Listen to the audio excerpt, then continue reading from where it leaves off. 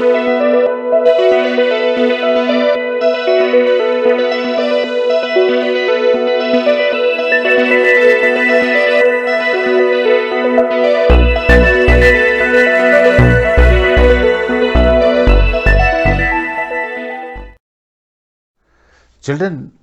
हम लोग डिस्कस कर रहे हैं कॉन्टिन्यूटी। तो चलिए कॉन्टिन्यूटी में कुछ और चीज़ें हम डिस्कस करते हैं। जो सबसे पहली चीज़ है कॉन्टिन्यूटी में चिल्ड्रन, मेरा जो प्रीवियस लेक्चर है आपने देखा, उसमें मैंने कुछ क्वेश्चन आपको डिस्कस किए। उसी कॉन्टिन्यूटी में कुछ और क्वेश्चन डिस्कस करते हैं हम।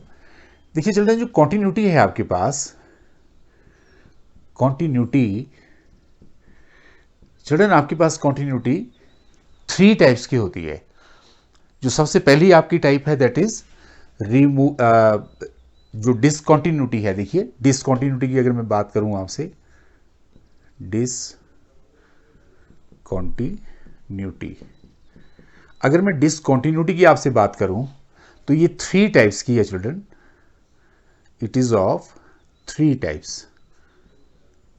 3 टाइप्स कौन कौन सी है? देखिए सबसे पहली है रिमूवेबल डिसकॉन्टिन्यूटी। सबसे पहली है रिमूवेबल डिसकॉन्टिन्यूटी।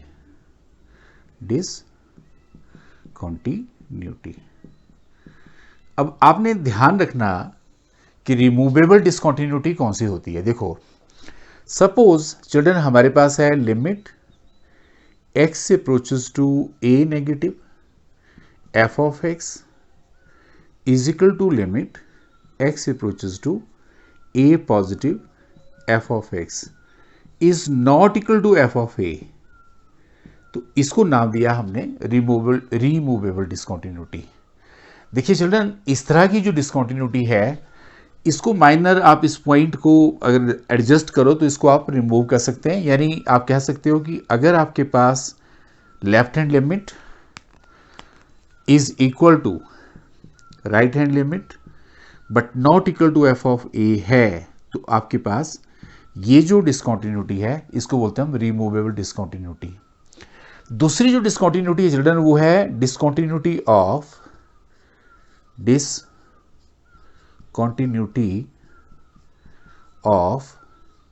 First kind.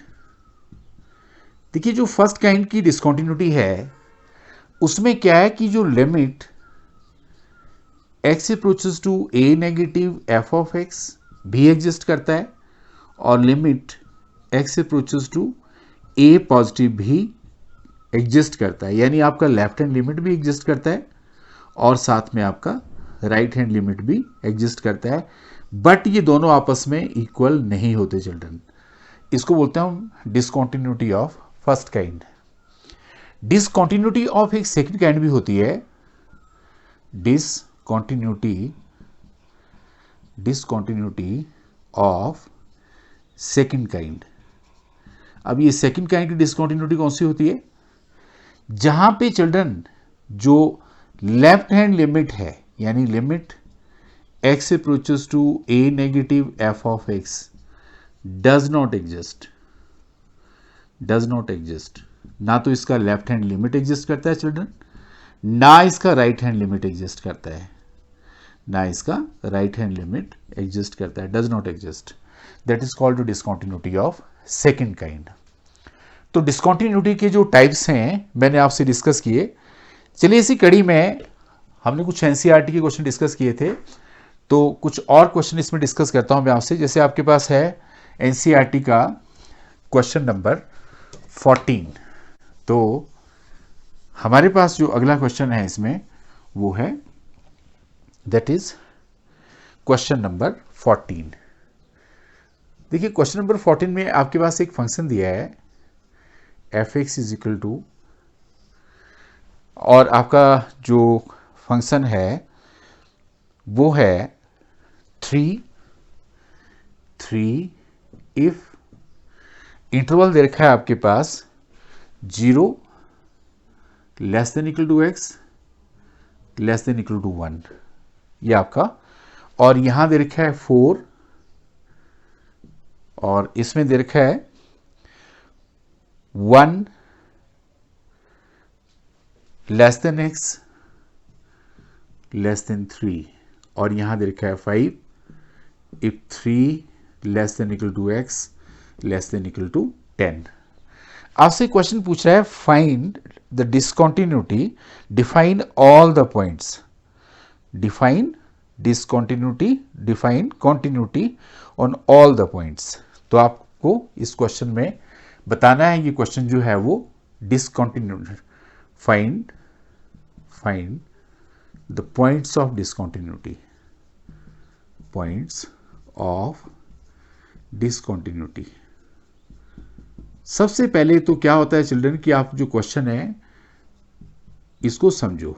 आपके पास जो इंटरवल है यहाँ पे 0 और 10 के बीच में आपने वो सारे पॉइंट बताने हैं जहां पे आपका ये जो फंक्शन है ये डिसकंटिन्यूअस है, राइट। तो इसको डिस्कस करने के लिए सबसे पहले तो आप चिल्ड्रन स्टेप वाइज चलते हैं। देखिए, हम ये जो आपका इंटरवल है इसमें कोई पॉइंट ले लेते हैं। Let us consider a point C in the interval. किस इंटरवल में लिया हमने? इन द इंटरवल, आपका जो इंटरवल है वो है 0 और 10, क्लोज्ड इंटरवल है चिल्ड्रन।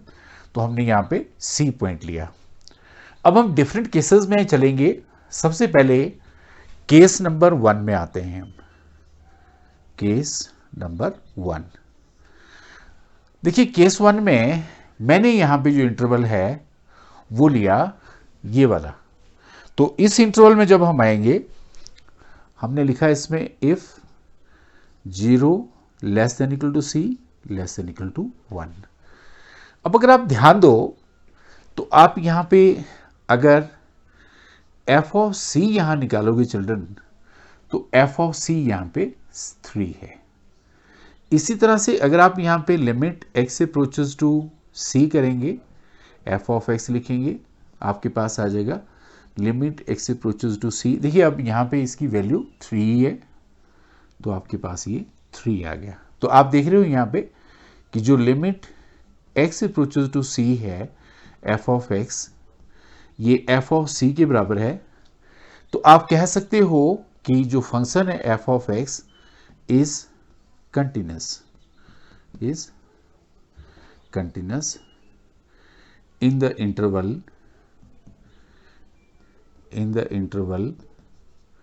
कौन सा इंटरवल? 0,1। ओके, तो हमने यहां पे केस 1 हमने डिस्कस कर लिया। अब केस 2 में चलते हैं चिल्ड्रन। केस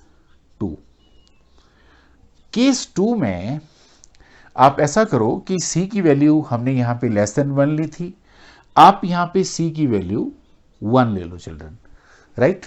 हमने यहां पे C की वैल्यू 1 ली। अब ध्यान से समझो, पेपर में चिल्ड्रन आपने इसी सीक्वेंस में लिखना है तभी मार्क्स मिलेंगे, क्योंकि ये 4 या 6 मार्क्स का क्वेश्चन हो सकता है। तो आपने अच्छे से ध्यान से देखना। बच्चे इसको लिखने में बहुत गलती करते हैं, समझो भी, मैं आपको समझा रहा हूं कि इसमें करते क्या है। अब यहां पे देखिए, अगर आप यहां पे f ऑफ C निकालेंगे तो चिल्ड्रन सीधी सीधी बात है, ये तो 3 है, पर हमने इसमें हम इसका लेफ्ट हैंड लिमिट लिया। देखिए लेफ्ट हैंड लिमिट में लिया limit x approaches to 1 negative. ये बहुत इंपॉर्टेंट है, ध्यान देना आपने यहां पे 1 नेगेटिव में हम इसकी वैल्यू यहां पे 3 लिखेंगे चिल्ड्रन। तो आपके पास लिमिट आ गया x अप्रोचेस टू 1 नेगेटिव, हमने यहां पे 3 लिखा, तो आपके पास ये 3 आ गया। इसी तरह से हम थोड़ा और आगे मूव करेंगे। अब हमने लिया इसका राइट हैंड लिमिट। तो राइट हैंड लिमिट में लिया हमने लिमिट x अप्रोचेस टू, देखिए आपने यहां 1 नेगेटिव लिया, आप यहां पे 1 पॉजिटिव ले लो, f ऑफ x ले लो। चलिए limit x approaches to 1 positive. अब यहां इसकी जो वैल्यू है चिल्ड्रन वो 4 है। अब आप देख रहे हैं यहां पे, अगर आप थोड़ा ध्यान दो केस 2 में, तो यहां left hand limit not equal to right hand limit, यानी डिसकंटिन्यूटी ऑफ सेकंड काइंड, और यहां पे not equal to F of 1 है, एफ ऑफ सी है, आप कह सकते हो, राइट। तो हमने देखा, तो आप कह सकते हो कि जो फंक्शन है वो डिसकंटिन्यूअस है, डिसकंटिन्यूअस है, फंक्शन जो है आपका वो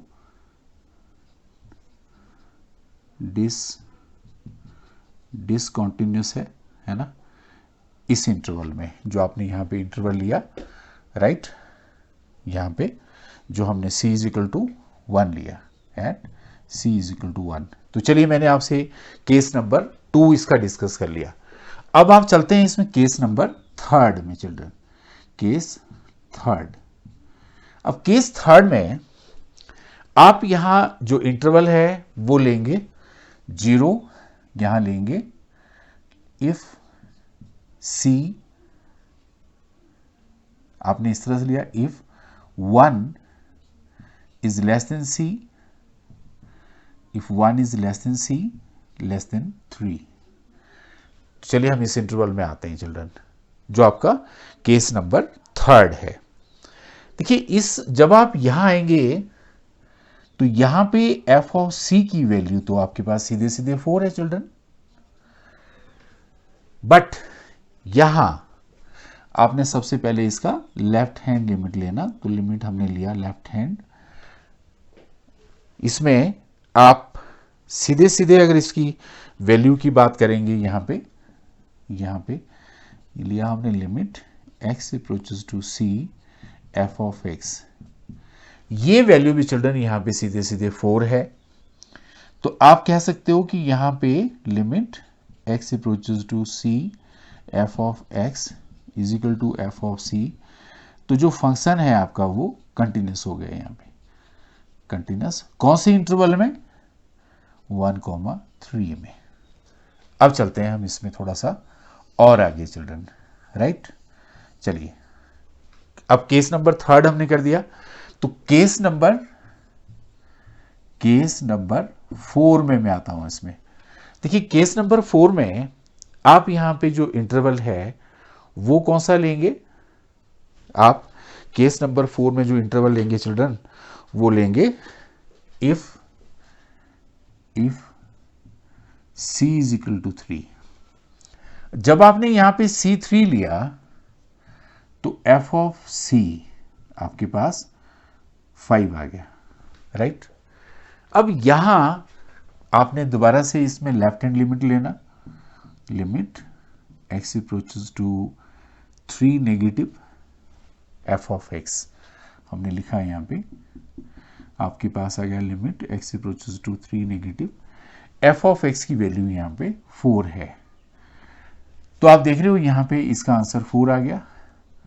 हमने राइट हैंड लिमिट लिया है ना, तो राइट हैंड लिमिट लिया, तो limit x approaches to 3 positive f of x हमने यहां पे लिया, limit x approaches to 3 positive, देखिए वहां पे ये वैल्यू जो है आपके पास वो 5 आ गई। तो आप ये देख रहे हैं यहां पे कि जो लेफ्ट हैंड लिमिट है not equal to right hand limit, discontinuity of first kind, okay. तो यहां पे the function is discontinuous, f is discontinuous at x is equal to 3, right. इसी तरह से हम जो इसका अगला केस लेंगे चिल्ड्रन, वो ले लेंगे अब आपका केस नंबर 4। केस नंबर 4, जब आप इसमें केस नंबर 4 लेंगे तो वहां पे आप ये इंटरवल ले लेंगे 3 less than equal to c less than equal to 10। अब यहां देखिए, आपने लिखा लिमिट, यहां पे x अप्रोचेस टू, जब आपने c किया तो आपके पास x अप्रोचेस टू c किया, f ऑफ x लिखा, limit x approaches to c, f of x की जगह हमने यहाँ पे 5 लिखा, आपका आंसर यहाँ पे 5 आ गया। और f ऑफ 5 जो है वो आपके पास यहाँ पे एफ ऑफ 3 जो है यहाँ पे एफ ऑफ 3 की जो वैल्यू है वो भी 5 है। तो आप देख रहे हैं यहाँ पे चिल्ड्रन एफ ऑफ सी, तो आप देख रहे हैं यहाँ पे limit x approaches to C F of x आपके पास एफ ऑफ सी के बराबर है, तो ये कंटिन्यूस है फंक्शन आपका। f इज कंटिन्यूस किस इंटरवल में चिल्ड्रन 3 और 10 में। तो देखिए आपसे ये क्वेश्चन पूछ रहा था यहाँ पे find all the point of discontinuity, तो आपका जो फंक्शन है वो कहां कहां डिसकंटिन्यूस है चिल्ड्रन। देखिए एक तो डिसकंटिन्यूस है वो x इज इक्वल टू 3 पे, तो मैं इसका आंसर किस तरह से लिखूंगा कि जो पॉइंट ऑफ डिसकंटिन्यूटी है चिल्ड्रन, पॉइंट्स ऑफ डिसकंटिन्यूटी है, एक तो है आपका x इज इक्वल टू, एक तो है आपका c इज इक्वल टू, जहां पे आपका फंक्शन डिसकंटिन्यूस कहां पे हुआ था, डिसकंटिन्यूस आपका यहां पे है ना, यहां पे ये c इज इक्वल टू 1 पे है, discontinuous at x is equal to 1, and दूसरा हो गया वो x इज इक्वल टू 3।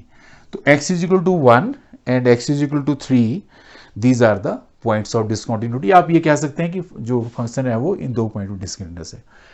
ये पैटर्न के तरीके से आपने ये क्वेश्चन सोल्व करने चिल्ड्रन। मैंने आपको 14 क्वेश्चन बताया, एनसीईआरटी में इससे रिलेटेड जो क्वेश्चंस हैं 15, 16, 17 वो इसी से रिलेटेड है। आप सभी बच्चे उनको ट्राई करेंगे। चलिए मैं इसी कड़ी में एक दो क्वेश्चन आपसे और डिस्कस करता हूं।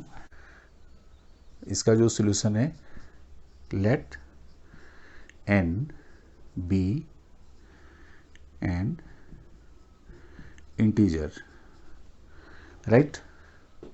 अगर आपके पास n कोई इंटीजर है तो इसका मतलब यह हो गया कि आपने यहां लिखा g n, तो जब आप इसको सिंप्लीफाई करेंगे यहां आ जाएगा n माइनस n, इसको सिंप्लीफाई करेंगे n माइनस n आ जाएगा और ये 0 आ जाएगा। तो पर अगर सपोज करो children, if n is not an integer, if n is not an integer, फिर क्या होगा। देखिए उसमें फिर आपने क्या करना है कि इसका पहले लेफ्ट हैंड लिमिट निकालना है, इसका सबसे पहले आपने लेफ्ट हैंड लिमिट निकालना है। लिमिट जब आप लेफ्ट हैंड लिमिट लिखेंगे तो x approaches to n negative, f of x लिखा मैंने, limit x approaches to n negative, यहां पे हमने ये वैल्यू भर दी, x माइनस ग्रेटेस्ट इंटीजर वाली, ऐसे थोड़ा और इसको आप सिंप्लीफाई करेंगे, n नेगेटिव x आएगा, limit x approaches to n negative. ये चीज थोड़ा सा समझना आपने मुझसे, यहां तो इसकी वैल्यू n आएगी। जब आप यहां पे चिल्ड्रन ये लेफ्ट हैंड लिमिट लेते हैं तो इसकी जो वैल्यू है यहां पे वो आती है, यहां पे इसकी जो वैल्यू आएगी वो आएगी n माइनस 1, यहां पे n माइनस 1। तो सिंप्लीफाई करेंगे तो n माइनस n प्लस 1, तो ये 1 आ रहा है।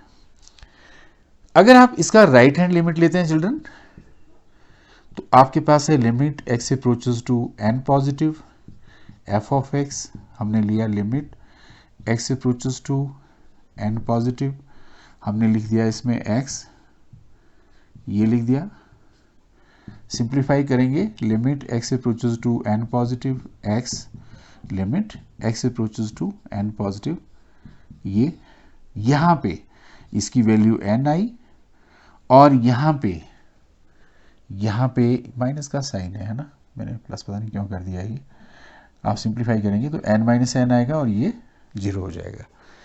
अब ये चीज आपने समझनी कि यहां पे left hand limit not equal to right hand limit. So जो फंक्शन है आपका ये, it is discontinuous at, this is the f is discontinuous, okay, at x is equal to n। चलिए इस बात को थोड़ा सा हम एक लैबोरेटरी समझते हैं चिल्ड्रन। यहां पे ये जो फंक्शन है ग्रेटेस्ट इंटीजर फंक्शन, इसको थोड़ा सा लॉजिकली आपको देखना पड़ेगा। इसलिए मैं आपसे कह रहा था कि इसको थोड़ा सा हम एक अलग तरीके से देखते हैं। देखो चिल्ड्रन, ये जो आपके पास एफ ऑफ एक्स है, ये यहां एक्स के बराबर है इफ एक्स इज इंटीजर,